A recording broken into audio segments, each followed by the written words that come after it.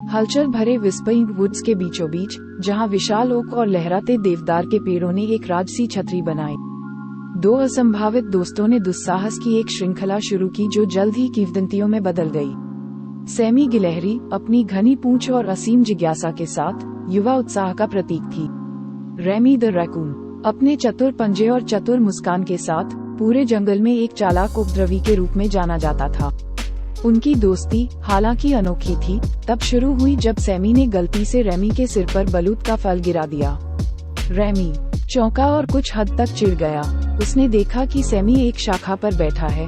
उसकी गोल आंखें अपराध बोध से चौड़ी थीं। झगड़ा शुरू करने के बजाय रेमी ने हंसते हुए कहा, तुम्हारे पास बहुत कुछ है दोस्त। वह अकेला बलूत का फल जंगली पलायन की एक श्रृंखला के लिए उत्प्रेरक बन गया। सैमी की गिलहरी ऊर्जा ने रेमी की चालाक बुद्धि के साथ मिलकर एक ऐसी जोड़ी बनाई जिसे विस्परिंग वुड्स में कोई भी बाधा रोक नहीं सकती थी। उनका पहला साहसिक कार्य उन्हें ग्रेट हनी ट्री तक ले गया। शहद से टपकता एक विशाल ओक। सुनहरी चाशनी से मोहित सैमी ने रेमी के मार्गदर्शन से पेड़ पर चढ़ने का फैसला किया। जैसे ही वे ऊपर शहद के बर्तनों तक पहुँचे, उन्होंने शहद की दावत के साथ अपनी सफलता का जश्न मनाया, लेकिन अपने चीनी प्रेरित आनंद में वे मधुमक्खियों के क्रोधित झुंड को नोटिस करने में विफल रहे जिन्हें उन्होंने जगाया था। जंगल के माध्यम से एक पागलपन भरी दौड़ शुरू हो गई। उनकी हंसी चिल्लाहट के साथ मिश्रित हो गई क्योंकि वे बाल बाल बच गए। चिपचिपी और चुभने वाली, निडर होकर इस जोड़ी ने जल्द ही गूढ़ गुफा ऑफ इकोस की खोज की।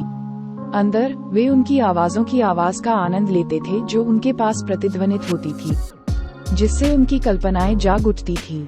सैमी और रेमी ने गूंज की अपनी सिम्फनी बनानी शुरू कर दी, गाने गाए और चुटकुले सुनाए, जिससे गुफा उनकी हंसी से गूंज उठी। उनके जाने अनजाने उनके उल्लापूर्ण कोरस ने चमगादड़ों की एक कॉलोनी को परेशान कर दिया, जिसके परिणामस्वरूप वे गुफा से उन्मत्त होकर भागने लगे। चमगादड़ों की चीख पुकार की गूंज उनकी जल्दबाजी को बढ़ा रही थी। उनके दुस्साहस जंगल की सीमाओं तक ही सीमित नहीं थे।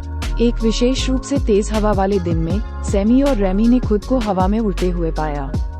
वे पत्तियों और टहनियों से बनी एक अस्थायी पतंग से चिपके हुए थे। जंगल के ऊपर उड़ने के रोमांच से प्रेरित होकर वे नीचे की दुनिया को देखकर हंसे और आश्चर्यचकित हुए। जैसे जैसे हवा तेज होती गई, उनकी पतंग चकरा देने वाली ऊंचाइयों तक उड़ गई, जिससे वे दोनों प्रसन्न और भयभीत हो गए। जब वहां से गुजर रहे एक बाज ने उन्हें शिकार समझ लिया, तभी उन्हें अपनी परेशानी का एहसास हुआ।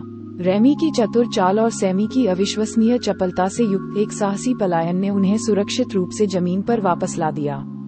उनके सबसे कुख्यात दुस्साहस में क्रोधी बूढ़े उल्लू ऑफ विजडम के साथ भागना शामिल था, जो एक सम्मानित पक्षी था जो जंगल के रहस्यों के विशाल ज्ञान के लिए जाना जाता था। सैमी और रेमी ने विस्परिंग वुड्स के भीतर छिपे खजाने की फुसफुसाहट सुनी थी और वे इसे खोजने के लिए दृढ़ थे। अपनी खोज में वे उल्लू से टकरा गए, जिसने उनके लगातार सवालों से हताश होकर गलती से खजाने का स्थान बता दिया। जब वे खजाने के लिए खुदाई कर रहे थे तो उनका उत्साह असीमित था, लेकिन उन्हें बलूत के फल से भरा एक साधारण संदूक मिला। उल्लू ने उन पर एक चाल खेली, पास की एक शाखा से देखा और उनकी प्रतिक्रिया से आश्चर्यचकित हो गया।